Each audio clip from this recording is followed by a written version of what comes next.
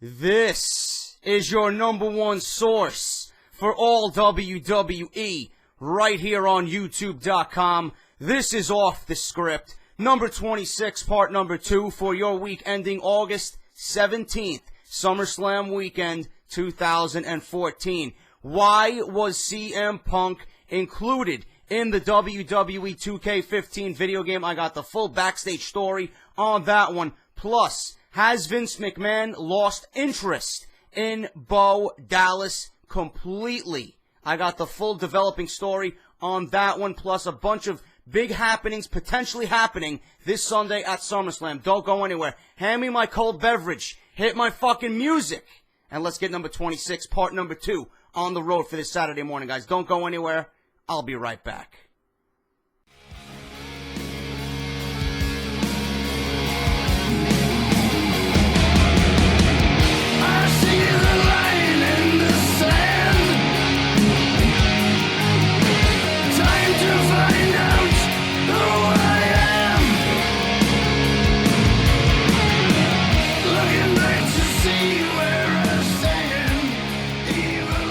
What is going on, guys? JD from New York here. Thank you for joining me today on Off The Script, number 26, part number 2. It's going to be a big, big weekend, guys. I cannot wait for SummerSlam. Not because just of SummerSlam itself, but the podcast. The podcast that's going to start something big in the YouTube wrestling community. JD, Joe Cronin, SummerSlam. It's going to be biblical. Right here on this channel, between 2 and 3 p.m., we're going to be live on Google. We're going to be live on this channel on YouTube. We're going to be talking SummerSlam predictions, SummerSlam previews. Anything regarding SummerSlam will be discussed on this podcast. I'm even taking fan-asked questions. If you guys have been dying to ask me anything you want, anything your heart desires, I'm going to answer fan questions on the podcast. Joe is going to answer fan questions on the podcast. It's going to be great. It's going to be interactive. I can't wait to talk to each and every one of you guys this Sunday right here on this channel. SummerSlam, JD and Joe Cronin. If you guys want to ask me something, you can go to my Twitter page, at JD from NY206, using the hashtag JD Cronin. Ask me anything you want, or if you want, you can leave me a comment down below in the description. Okay, so go and do that for me this Sunday. Remember, between 2 and 3, the podcast, SummerSlam, JD and Joe Cronin. Do not miss it, all right?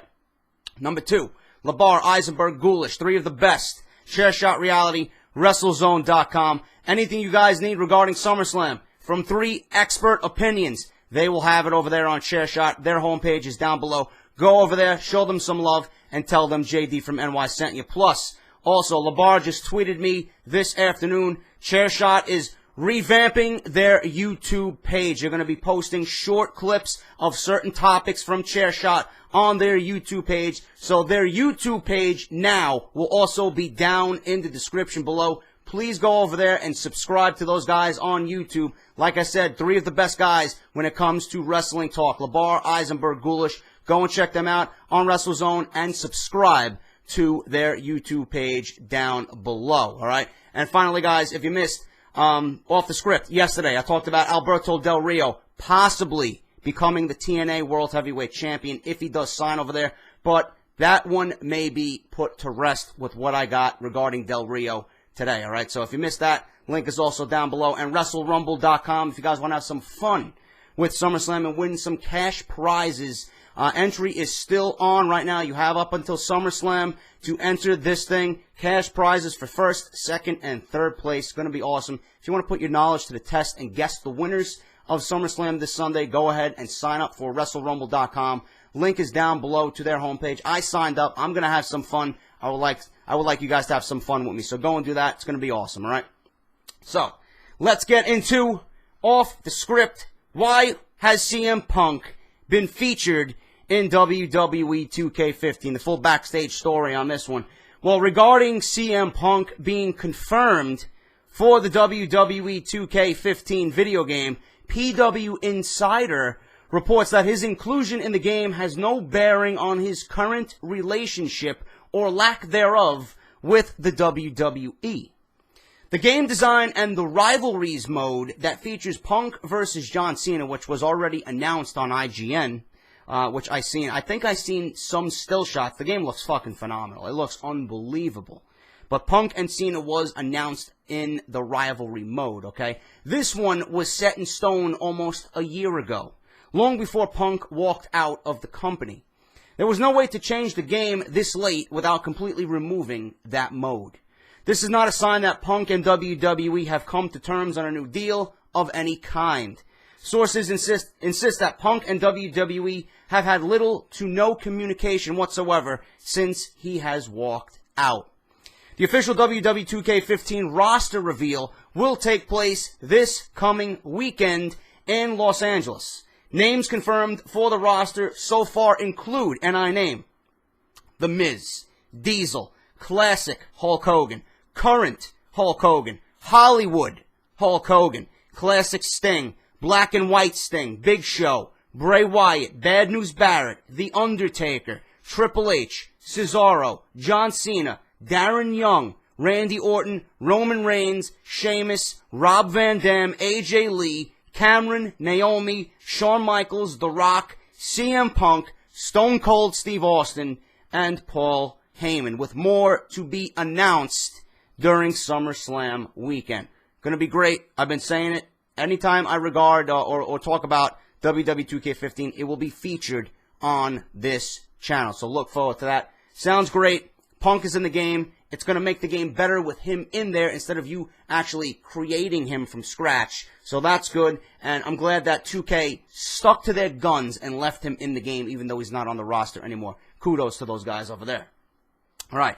It is believed this Sunday with SummerSlam, it is believed that we will see some hints towards the direction heading into WrestleMania 31 at Sunday night's pay-per-view SummerSlam, okay? If Brock Lesnar, I like the way this report says if, I'm going to change that to when Brock Lesnar wins the WWE World Heavyweight Championship from John Cena, the belief is that he will remain champion until next year's WrestleMania, where it's expected he will drop it to Roman Reigns, resulting in the climax of Reigns' push as WWE's new top superstar. I am not for that right now at all. I don't even want to talk about that.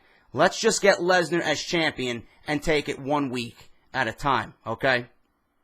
Another key to Sunday's show is that WWE needs a strong build coming out of the event and heading into Night of Champions, because many of the initial 6-month WWE Network subscriptions are set to expire in September. So WWE will need to give a strong incentive for fans to resubscribe. Now, I've been hearing rumors that John Cena is going to pull out the surprise victory at SummerSlam against Brock Lesnar and finally turn heel and join Paul Heyman, leaving Brock Lesnar, ultimately turning Brock Lesnar face. That's absolutely fucking ludicrous.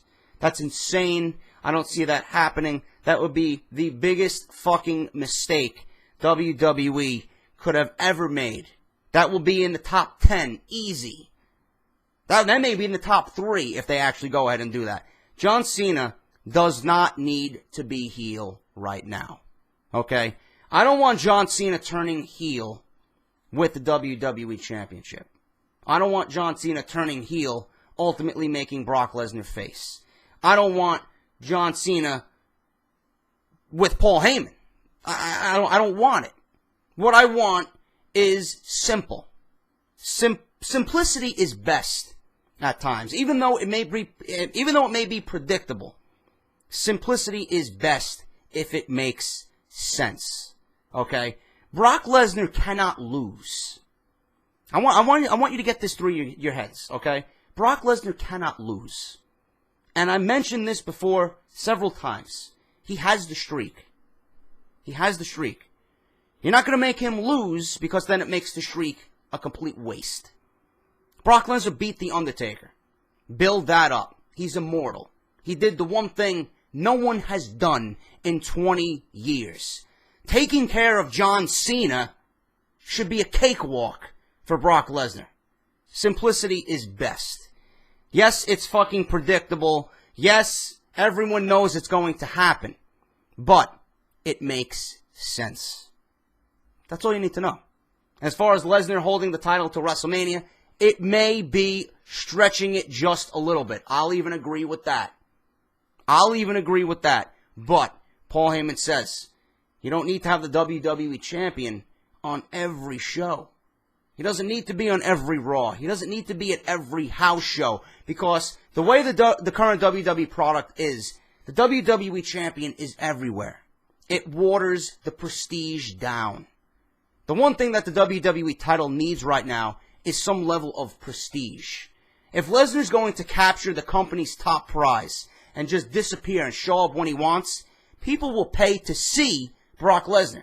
People pay to see Brock Lesnar right now regardless. And he's not even a WWE champion.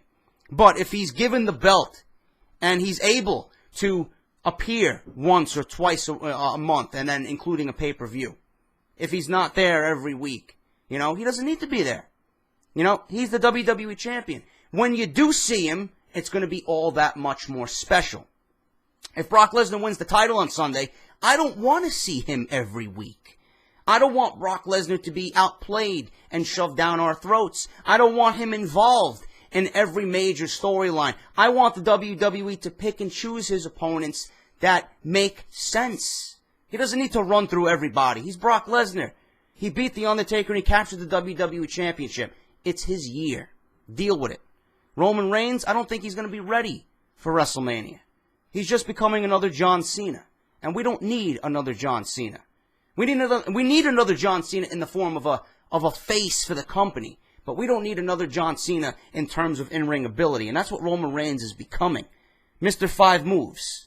You're not gonna convince me that you can beat Brock Lesnar at WrestleMania of all events with 5 fucking moves. It's not gonna happen. I would much rather see Daniel Bryan come back and pull off the upset victory. Yes, I may be hypocritical in that sense, but that's how much I don't think Roman Reigns is ready for this push. Okay? I don't even think Roman Reigns needs to win at SummerSlam. It's his first big pay-per-view singles match ever. I don't think he needs to win it. I think Randy Orton needs the rub a little bit more than Roman Reigns does. Roman Reigns has looked strong for weeks now. Going into Money in the Bank, going into Battleground, he's looked strong. He's looked stronger than Cena. Stronger than Cena. Randy Orton has looked weak. Randy Orton hasn't been in anything productive and entertaining and of value in months. Randy Orton needs this win more than Roman Reigns does. Roman Reigns will bounce back from this. If they want to have another match at Night of Champions under some weird stipulation, then by all means do that. But Randy Orton right now, I think, really should get the victory at SummerSlam. And I'm kind of deviating away from the story, but that's what I feel. That's how I feel about that one, okay? But network subscriptions, yes, the WWE needs SummerSlam to be unbelievable. It looks from top to bottom great on paper, but it needs to be unbelievable. That 3-hour program on the WWE Network needs to maintain customer interest throughout that event. You got to book that card the right way. You got to place those matches the right way, which I talked about yesterday. I don't think that was the final card layout. I would go about it a completely different way. I would actually start the match off with Dean Ambrose, or start the pay-per-view off with Dean Ambrose versus Seth Rollins to start the match, to start the pay-per-view off. I think that would be the best way to start the show off.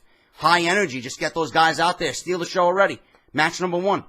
That's what I would do, but that's just me. But that's how I feel about Brock Lesnar, John Cena, Roman Reigns, Randy Orton, and SummerSlam in general. And that whole topic about Lesnar holding the title to WrestleMania, Roman Reigns being the guy to take him down. I've been stating this for weeks now. And I don't think Reigns will be ready by that time. He's got a lot of work to do. And right now he's not showing me. He's not showing me anything new. He should be getting better each time we see him, and he's not. It's the same fucking thing. Rinse and repeat. That's all it is. And by that, you're not going to convince me that you're going to be ready for Brock Lesnar. That's just the way it is. WWE officials reportedly have given up. Given up. You believe this?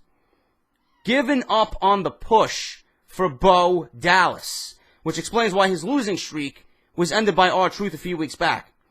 Now, Bo was one of the gimmicks that Vince had lost interest in. Completely. Vince has no interest in pushing Bo Dallas anymore. Which is foolish, because, you know, he hasn't been on the main roster for that long. It's been a couple of months. You're going to give up on him already? You haven't even given him a fucking chance. 2 months to sink or swim? That's not how you do it. You know, this is not Major League Baseball. I could see if you bring up a rookie and he's struggling for 3 or 4 months and he's fucking batting $150 and he's driving in 3 runs and he's got no home runs, his on-base percentage is fucking terrible. You're going to bench him? You're going to send him back down to AAA and get his shit straight. But Bo Dallas can wrestle. I was getting into the Bo Dallas character. With some tender love and care, he could be molded into something that Vince wants. You know, you can't bring up these guys and have them succeed on NXT and then bring them to the main roster and have them fail. What does that mean? What does that say about Triple H's work down at NXT? Like, these guys are so great down at NXT, but, you know, they come up to the main roster and they initially fail. Nobody sees them again. Nobody hears from them again. Vince doesn't want anything to do with them. What does that say about Triple H's work down there about molding that brand? That he's got a bunch of failures coming out of there. Now, I don't expect everyone on NXT to make it on the main roster. That's just illogical. But Bo Dallas is one of the guys that I see something in. I didn't see something in Bo Dallas immediately. It took me a while. And that's what it's going to take with that kind of character. It's not going to click immediately. Bo Dallas is something that I could invest my time in as a mid-card guy. Push him on the mid-card. I don't understand why, you know, you're losing interest in him already. He hasn't had anyone to work with. He has not had anyone solid to work with at all. How do you know what this guy is capable of if you don't put him with someone who can work? Ziggler's a fan favorite. Put him in a feud with Ziggler. Have Ziggler win the belt. Have Bo Dallas feud over the IC strap. I can see Ziggler and Bo Dallas putting on some great matches. I don't understand it. And that whole inspirational gimmick was getting over. People were getting into it. Bo Dallas had a nice mean streak to him when he was genuinely fucking pissed. I like that side. He's all cheesy and inspirational, but when he gets down and dirty, he can fucking handle his own in the ring. I don't understand why you're losing interest in someone after 2 months when you haven't given him anything to work with. You're telling me there's not one WWE official in the back who says, you know what, Vince, we got something good here in Bo Dallas. This kid's got something. He's talented. Nobody? So Vince, we'll just give up on him. That's not the way you do business, Vince. You got talent on your roster, untapped potential. You're not going to find the next CM Punk. You're not going to find the next Rock, the next Stone Cold by giving up on people so fast. I just don't get that mentality. Adam Rose is a waste because WWE doesn't see anything in him. What are you going to do when Tyler Breeze comes up? Is Tyler Breeze going to suffer the same fate? He may be the best fucking wrestler on the roster. What happens when Adrian Neville comes up to the main roster? You're going to fucking give him 2 months to have him fail on the main roster? I don't understand it. I just don't. You bring these guys up and you fucking treat them like garbage. You got nothing planned for them. You don't put them in the ring with quality guys. Nobody wants to see Bo Dallas versus R-Truth. Nobody. You gotta bring these guys up. Bring up a Tyler Breeze and put him in the fucking ring against Dolph Ziggler for his debut match. Bring up an Adrian Neville and put him against a Randy Orton. Let them go 20 minutes on Monday Night Raw. Fucking build some character with these guys. Give them some balls.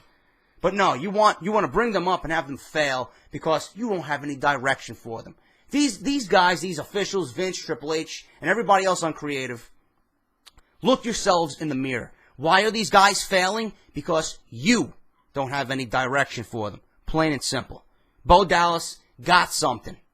I don't want to see the WWE have a solid mid-card and just, again, make excuses as to why they don't push anybody. I don't understand it.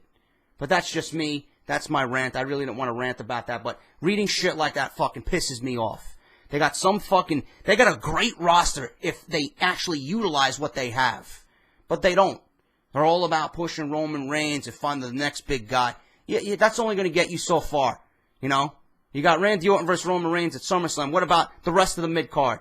You got one IC title match. Is Sheamus even on the fucking pay-per-view? I don't think so. I don't understand it. You got mid-card guys who want to work, who are talented, who are name guys, big-name guys. Ziggler, Sheamus, Miz. Work with them. Work with them. You got something there. If you don't, it's just going to make the product worse than it is. That's just my opinion on that. All right. Apparently, there were a lot of wrestlers within WWE who were upset about Del Rio's release. I've noted that Del Rio was cut for allegedly assaulting a WWE.com social media worker after that employee allegedly made a racist remark about Del Rio. That WWE.com worker is still employed with the company, but word is that he could be finding himself out of a job like Del Rio fairly soon. Del Rio's slap to the man was described as a heavy shot, something similar to the infamous slap wrestler David Schultz gave to 2020 reporter John Stossel in 1984. I have no idea about that story whatsoever. Another source has confirmed that Del Rio has been talking about being unhappy in WWE for over a year. He has money and won't be hurting for work. It's said that he's probably happier now than he was with WWE. There are already rumors circulating of Del Rio and Ricardo Rodriguez reuniting in another promotion, perhaps Mexico's AAA promotion or the Indies. Del Rio did media in Mexico this afternoon, Friday, okay, and noted that he cannot wrestle in the United States for 1 year. He also admitted that there was backstage incidents with him and a WWE employee, but did not go into detail. Del Rio not being able to wrestle in the United States for 1 year could be a sign that he was found to be in breach of his WWE contract. When WWE talents are found to be in breach of their deal, they are informed that they will not be paid any additional revenue due to them due to the past day of that breach. I'm sorry. Also, talents found in breach cannot compete in wrestling or MMA for 1 year. So the story that I reported yesterday about Del Rio possibly going to TNA and TNA being willing to give him their TNA championship, you might as well sweep that under the rug. That's not going to happen. Del Rio cannot wrestle in the United States for 1 year. As far as the racist remarks, earlier this week, I think I reported this. I'm not really sure. Ricardo Rodriguez wrote the following about Triple H and his time in WWE. He writes, #Bumblebee was his name for me. Don't even think he ever knew my real name. Bumblebee refers to an overweight Latino cartoon character on The Simpsons who dresses in a bumblebee costume and is portrayed as a spoof on common stereotypes of Mexican pop culture. Former WWE and WCW talent Conan, who has begun urging fans to boycott racist WWE after Alberto Del Rio's contract was terminated last week, tweeted the following about Ricardo's Triple H tweet. That shows you the racist element of WWE upper management. Soon you will hear why I am saying this. Vince McMahon and Triple H have made numerous racist remarks, which they will have to be held accountable for.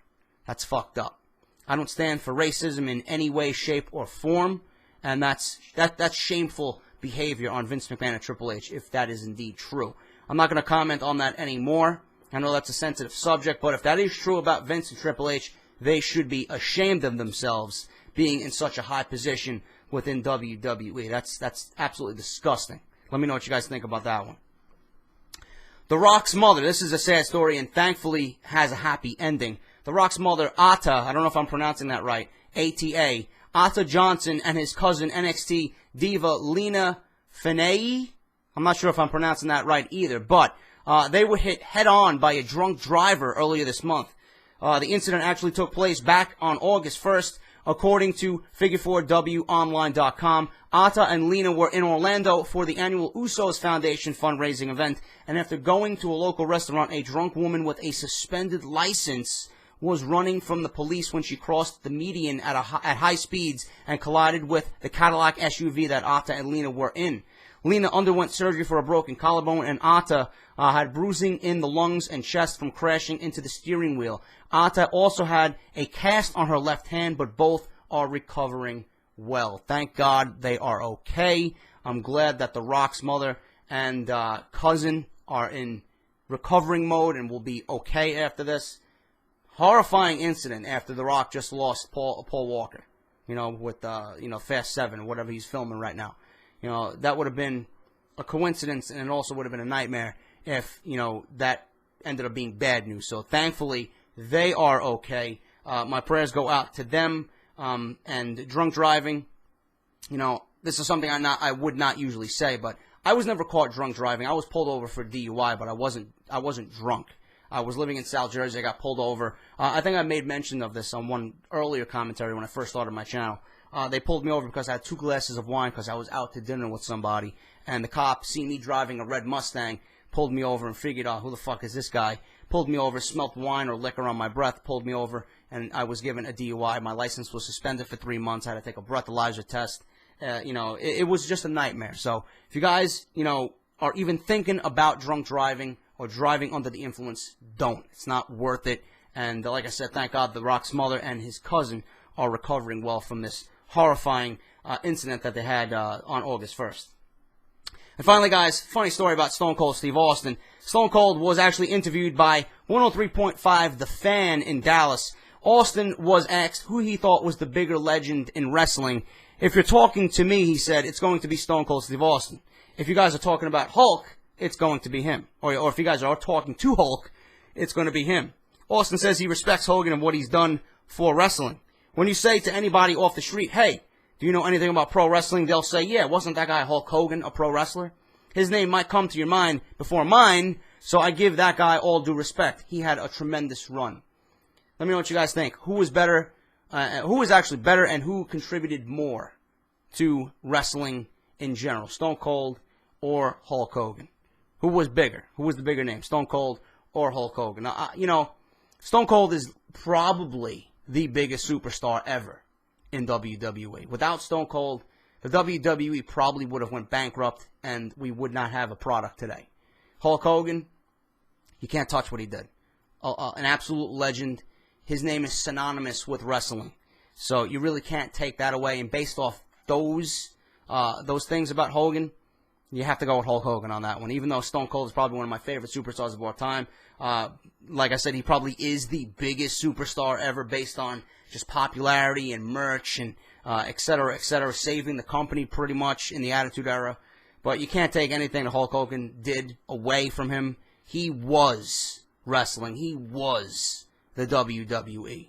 And without Hulk Hogan, wrestling would not have reached the heights that we have seen today. So I'm going with Hulk Hogan on that one. Let me know what you guys think down below. But that's going to end part 2, guys. I know I went a little bit more than I usually do, but I was in a talking mood today. I got nothing else to do. It's Friday night. I'm going to be home drinking a few beers, probably just relaxing on the couch. Part 3, guys. Chael Sonnen. Is he signing with the WWE? MMA superstar coming to the WWE. I got the full backstage story on that one. And also got news on Kevin Steen, officially signed with the WWE. What are WWE's plans for big old Kevin Steen? I can't wait to see him on the WWE main roster. First in NXT, then he's going to be brought up. But what are the plans WWE has for him right now on the main roster? So look forward to that, guys. I'm out. Leave a like down below. Always helps out my channel. Chair Shot, podcast, WrestleRumble. If you missed Off the Script yesterday, everything you need right down below in the comment section. I'll see you guys on Sunday morning. Off the Script, podcast on Sunday, SummerSlam. We got a big day, guys. Join me. It's going to be fucking epic. I'll see you guys on Sunday. Take care.